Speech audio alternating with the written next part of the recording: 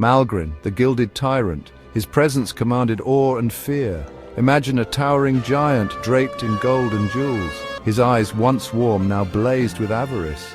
They reflected the glint of countless treasures, a hoard beyond measure. Malgrin's touch, once gentle, turned everything to gold, a chilling reminder of his insatiable hunger. He was a king consumed by his own desires, a prisoner in a gilded cage of his own making. His laugh, once jovial, echoed with a hollow ring. It spoke of a spirit corrupted, a soul lost to avarice. Malgrin was a tragic figure, a king who craved more than any kingdom could offer. He was the embodiment of greed, a cautionary tale whispered on the wind. He was not always this way. Once Malgrin was a benevolent ruler, loved by his people. He cared for their well-being, ruled with fairness and wisdom, but power, like a venomous serpent, coiled around his heart. It whispered promises of wealth, power beyond measure. The whispers turned to screams, echoing his deepest desires. Malgrin discovered an ancient artifact, a relic of immense power.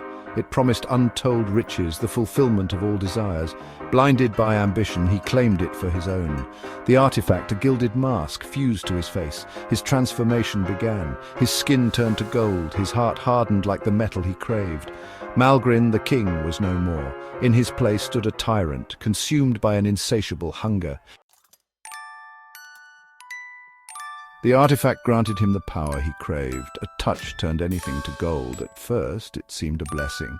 He showered his kingdom with riches, unaware of the curse he carried, but the touch was a double-edged sword. It brought not joy, but sorrow.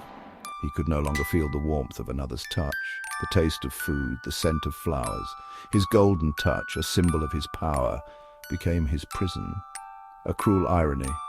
He was the richest king alive, yet the poorest of souls. His touch, once a symbol of life, now brought only death and despair.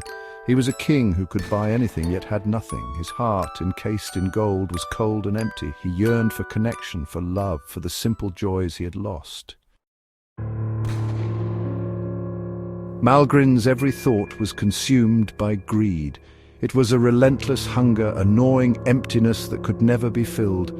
He amassed mountains of gold, but found no solace in their cold embrace. His every action, driven by avarice, pushed away those who dared to care for him. His advisors, once trusted friends, now feared his touch. His subjects, once prosperous, suffered under his rule.